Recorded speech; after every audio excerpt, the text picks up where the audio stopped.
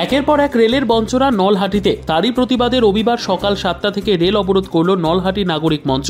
এই রেল অবরোধ কর্মসূচির আগে টানা 3 দিন ধরে নলহাটি রেল টিকিট কাউন্টারের সামনে তারা তাদের দাবি দাওয়া নিয়ে মঞ্চ টাঙিয়ে ধর্ণা দিয়েছিলেন।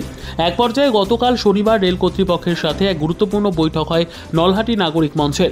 তাদের দাবিগুলি পূরণ না হয় আন্দোলন চালিয়ে যাওয়ার সিদ্ধান্ত নেন নলহাটি নাগরিক মঞ্চের।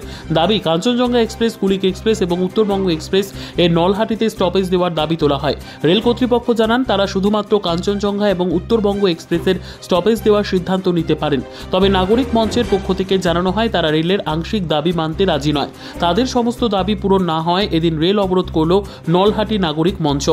আজকে 200 ফোর্স নামিয়ে দিলেন, আপনাদের ফোর্স আছে আর নামাতেই পারেন, কিন্তু মানুষ যদি খেপে যায়, মানুষ যদি বেলাগাম হয়ে যায়, তাহলে কিন্তু আপনাদের এই 200 ফোর্স কিছুই করতে পারবে না। আজকে নলহাটিতে বিভিন্ন আন্দোলন করা হয়েছে।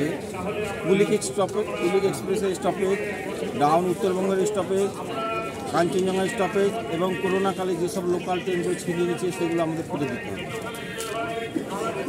এবং রেলের যে প্ল্যাটফর্মের কার্যক্রমগুলো ইনকমপ্লিট হয়ে আছে সেইগুলো কমপ্লিট করতে হবে। তার মধ্যে হচ্ছে এক্সেলেটারের ব্যবস্থা, ব্রিজ এক্সটেনশন ব্যবস্থা, এইগুলো সমস্ত নিয়ে দাবি নিয়ে আজকে আমরা রেলকে আন্দোলন শুরু করছি।